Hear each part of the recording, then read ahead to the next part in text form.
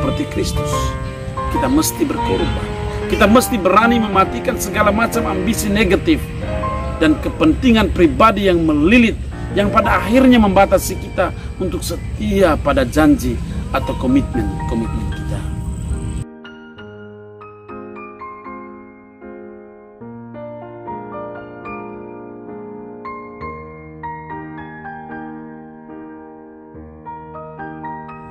Bapak, Ibu, Saudara, dan Saudariku yang saya kasihi di dalam Tuhan, saya akan membawakan renungan singkat di bawah judul Janji dan Pengorbanan. Diani akan ikut kemanapun Simba pergi. Ini adalah kata-kata yang keluar dari bibir si Diani, wanita Afrika, yang diucapkan kepada Alex, si fotografer dari bumi Nusantara, yang meski lahir sebagai anak yang menderita autis, toh dianugerahi bakat alami dalam dunia memotret. Kata-kata yang bernada sebuah janji, tetapi lebih terasa sebagai sumpah ketika kita memahami karakter wanita Afrika. Diani membuktikan hal ini. Ketika mengetahui bahwa Alex sang kekasih tewas tertembak pemberontak di sebuah mall kota Nairobi, Kenya, dalam perjalanannya kembali ke tanah air, Diani pergi membiarkan dirinya tenggelam diterpa gelombang lautan India.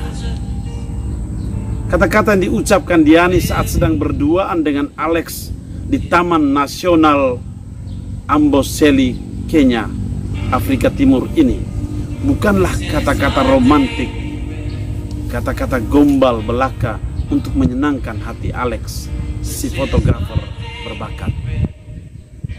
Diani membuktikan kalau kata-kata itu adalah sumpah, artinya janji yang teguh.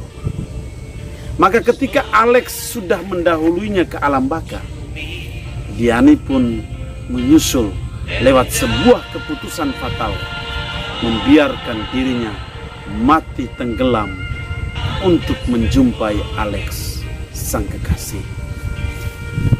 Saudara dan saudariku yang saya kasih dalam Tuhan, ya, ini sekedar sepenggal kisah dari novel karya Mira W berjudul Nada Tanpa Kata. Ini hanya sebuah cerita rekaan, bukan sebuah kenyataan. Ini sekedar imajinasi penulis dengan memuat pesan-pesan moral tertentu bagi pembacanya. Tidak semua janji dijalankan sebagai janji yang teguh atau sumpah. Manusia dalam kondisi kemanusiaannya rentan terhadap pengingkaran janji. Jika janji susah ditepati, jangan coba pernah bersumpah. Saudara dan saudariku yang saya kasih dalam Tuhan, Yesus sungguh mengetahui kondisi manusia kita yang dililit kerapuhan di dalam merealisasikan janji. Artinya manusia susah untuk membuat janjinya menjadi teguh, atau manusia susah untuk teguh di dalam janji.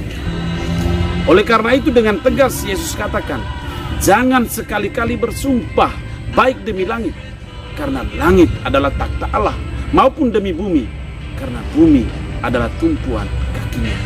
Jika ya, hendaklah kalian katakan ya. Jika tidak, hendaklah kalian katakan tidak. Di sini dibutuhkan kerendahan hati dan kejujuran. Kejujuran membutuhkan pengorbanan untuk menjadi rendah hati. Saudara dan saudariku, ada 3 hal yang mungkin dapat saya petik dari pesan Yesus dan surat Rasul Paulus yang kita dengar hari ini. Pertama, soal kejujuran. Jika ya, oke, katakan ya. Sebaliknya jika tidak, katakan tidak. Jangan pernah bersumpah agar supaya kita kelihatan jujur di mata orang. Jangan bersumpah hanya sekedar agar dipercaya bahwa kita jujur. Katakan saja secara jujur, atau ya, atau tidak. Titik. Kedua, dalam hubungan dengan janji yang teguh atau sumpah dalam komitmen-komitmen spiritual keagamaan, semisal kehidupan kaul-kaul, janji-janji imamat, janji perkawinan, sumpah jabatan, baik yang sekular maupun yang spiritual.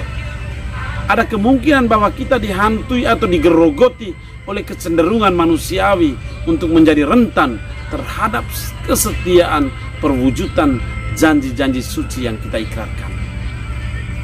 Ini nyata. Tanpa mengurangi hormat saya terhadap mereka yang hidup saleh, saya boleh katakan bahwa para imam, biarawan-biarawati pun sering mengalaminya. Selalu ingkar janji, sering berjalan di luar rel-rel janji imamat dan kaul-kaul kita. Begitupun para suami dan istri, para pejabat negara dan agama. Janji yang diucapkan dengan teguh, toh sering dilalaikan. Oleh karena itu pada poin yang ketiga,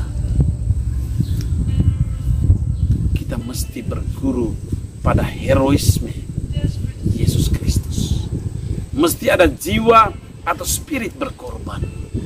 Santo Paulus menegaskan, Kristus telah mati untuk semua orang. Kristus yang tidak mengenal dosa telah dibuatnya menjadi dosa karena kita. Seperti Kristus, kita mesti berkorban. Kita mesti berani mematikan segala macam ambisi negatif dan kepentingan pribadi yang melilit, yang pada akhirnya membatasi kita untuk setia pada janji atau komitmen kita. Untuk dapat menjadi seperti Kristus, mestinya kita membangun hidup yang dekat dengan Yesus. Kedekatan dengan Yesus di dalam doa dan dalam Ekaristi akan membuat kita menjadi lebih tegar di dalam menghayati janji-janji kita. Ingat pengalaman Simon Petrus ketika dia jauh dari Yesus dan coba mengintip dan memandang dari jauh gurunya yang sedang diadili. Dia begitu dengan mudahnya menyangkal jika dia mengenal Yesus atau dia adalah pengikut Yesus. Ya, kita mungkin seperti Simon yang selalu mengumbar janji. Namun kita punya waktu untuk mendekatkan diri pada Kristus agar kita tetap menjadi Petrus yang siap mati atau mematikan kecenderungan-kecenderungan manusiawi kita demi janji-janji yang pernah kita ikrarkan. Untuk dekat dengan Yesus, kita mesti rela lepaskan banyak hal duniawi di dalam hidup kita. Kita korbankan demi menjadi lebih dekat dengan Yesus. Ya, di balik janji mesti ada pengorbanan. Ya, di balik janji mesti ada kerelaan untuk meninggalkan segala kenyamanan, bahkan menguburkan segala ketakutan bila dipermalukan oleh dunia.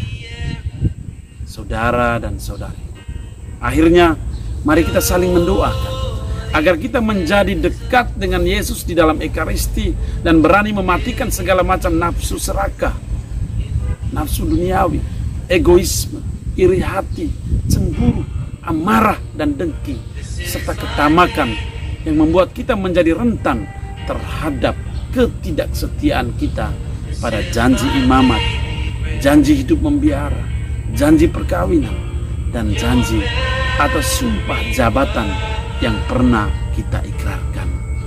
Kita saling mendoakan agar kecenderungan-kecenderungan duniawi yang melilit hidup kita rela disalibkan atau dikorbankan bersama Kristus di salib dan dikuburkan bersama Yesus di dalam kubur, agar pada saatnya kita ikut dibangkitkan bersama Kristus untuk menikmati hidup abadi di surga. Sekali lagi,